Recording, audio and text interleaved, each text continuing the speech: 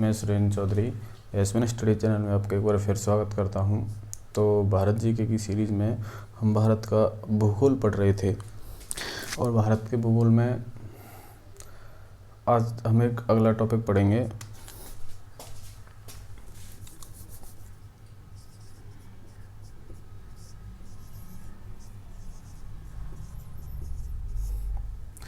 भारत की कृषि के बारे में। ठीक है, तो भारत की कृषि के बारे में बात करते हुए सबसे पहले देखते हैं भारत की कृषि की विशेषताएं क्या हैं। देखो, भारत की कृषि के बारे में आपको पता है कि मानसून पर निर्भर है। भारत की कृषि मानसून पर निर्भर है।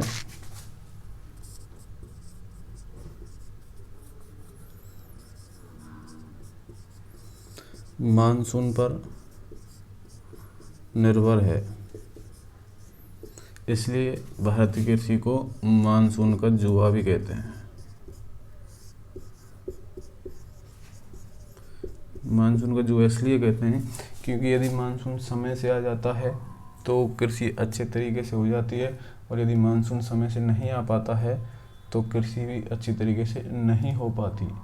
ठीक है, इसलिए कहते हैं भारत की कृषि को मानसून का जुआ।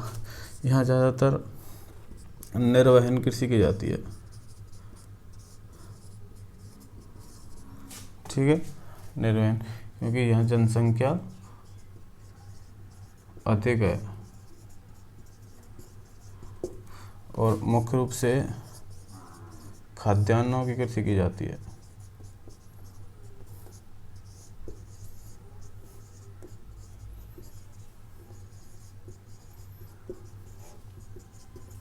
ठीक है, और आपको पता ही है कि भारत एक कृषि प्रधान देश है और यहाँ की ज़्यादातर जनसंख्या कृषि कार्यों में लगी हुई है। तो यहाँ की अर्थव्यवस्था का रीढ़ कही जाती है भारत की कृषि। भारत की अर्थव्यवस्था का रीढ़ भारत की कृषि को कहा जाता है। तो देखो, मानसून पर निर्भर है, इसलिए यहाँ की कृषि को मानसून का जुआ कहते हैं। यहाँ निर्वहन कृषि अधिक की जाती है क्योंकि जनसंख्या अधिक है और जनसंख्या के आजीविका निर्वाह के लिए खाद्यान्नों की ज़रूरत होती है, इसलिए भारत में मुख्यतः खाद्यान्नों की कृषि की जाती है। ठीक है, ये प्रमुख विशेषता हैं भारत की कृषि की। अब बात करते हैं भारत की कृषि का ऋतुओं के आधार पर वर्गीकरण। भारत की कृषि का वर्गीकरण ऋतुओं के आधार पर।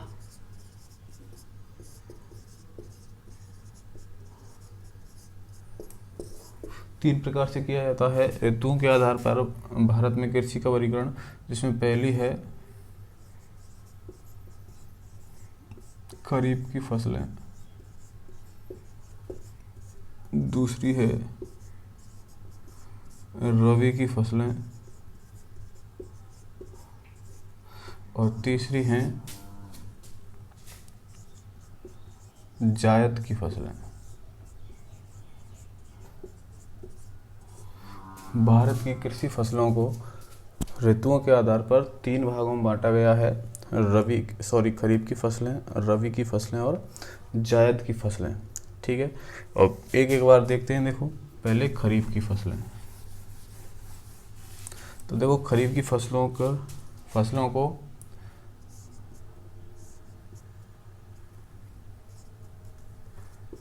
जून जुलाई में बोया जाता है।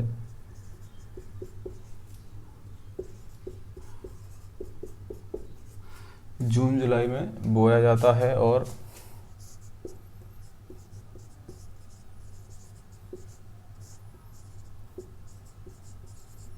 सितंबर अक्टूबर में काटा जाता है। ठीक है, खरीफ की फसलों को मुख्य रूप से जून जुलाई में बोया जाता है और सितंबर और अक्टूबर में काटा जाता है। मुख्य फसलें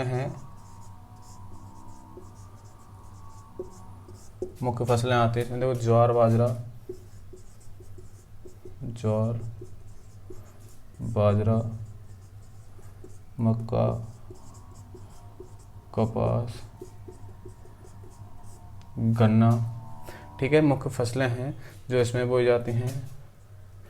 तंबाकू, मूंगफली भी इसी में है। तंबाकू और मूंगफली। ठीक है।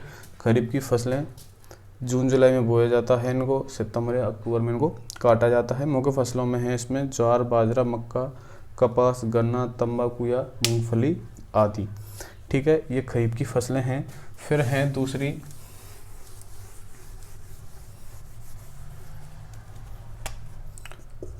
रबी की फसलें।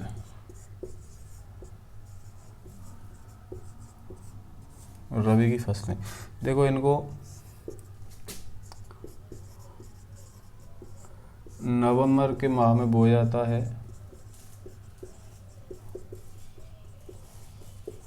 रबी की फसलों को नवंबर के माह में बोया जाता है और मार्च या अप्रैल में काटा जाता है। नवंबर के माह में बोया जाता है, मार्च और अप्रैल में काटा जाता है और ये सिंचाई पर आधारित होती है।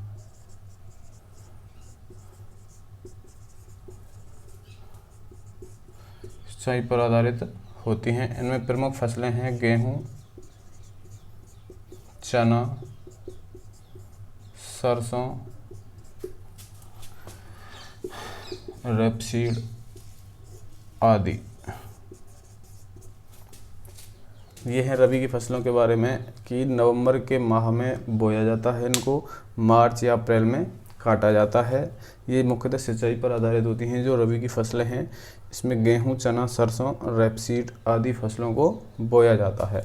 ठीक है। उसके बाद आता है तीसरा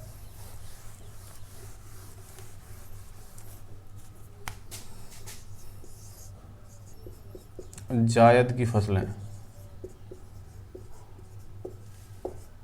जायद की फसलें देखो, इनको ये जो रबी और खरीफ की फसलें, इन दोनों के मध्य का जो टाइम होता है, यानी मई से जून, मई से जून के मध्य ये फसलें उगाई जाती हैं और इनमें प्रमुख हैं देखो खरबूज, तरबूज, ककड़ी, खीरा आदि। यानी एक तरह से ये बेलों वाली फसलें होती हैं जिनको कम समय में ही इनसे फसलों को ले लिया जाता है। मई जून 2-3 महीनों में ही, जिसमें प्रमुख फसलें होती हैं खरबूज, तरबूज, ककड़ी, खीरा आदि। ठीक है। तो ये 3 प्रकार थे ऋतुओं के आधार पर फसलों के। इसके बाद बात करते हैं भारत में कृषि के बारे में।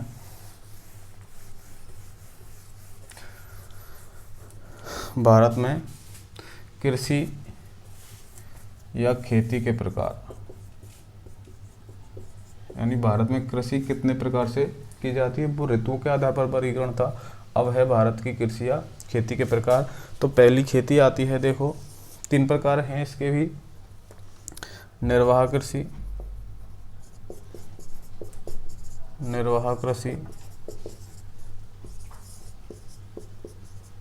रोपण कृषि और तीसरा है स्थानांतरित कृषि।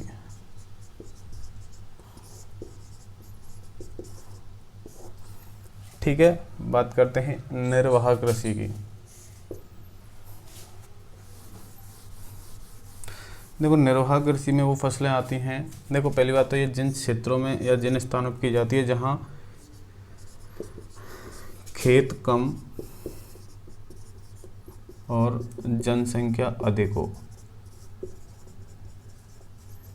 खेत कम और जनसंख्या अधिक हो, वहाँ पर ये निर्वाह कृषि की जाती है, जिसमें केवल खाद्यान्न उगाए जाते हैं और इस कृषि का मुख्य उद्देश्य होता है बढ़ती हुई जनसंख्या के लिए खाद्यान्न उपलब्ध करवाना।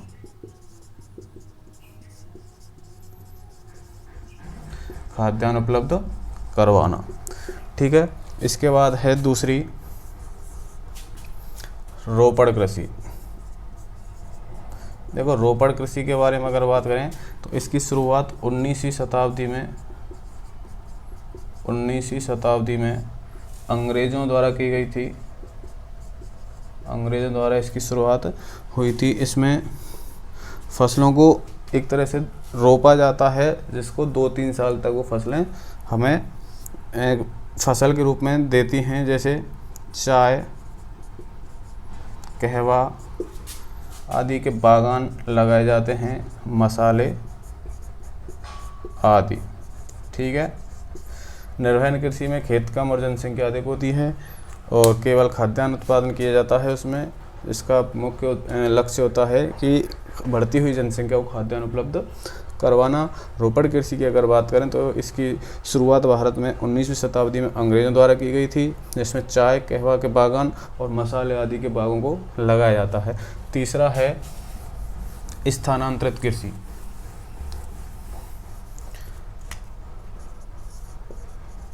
स्थानांतरित कृषि,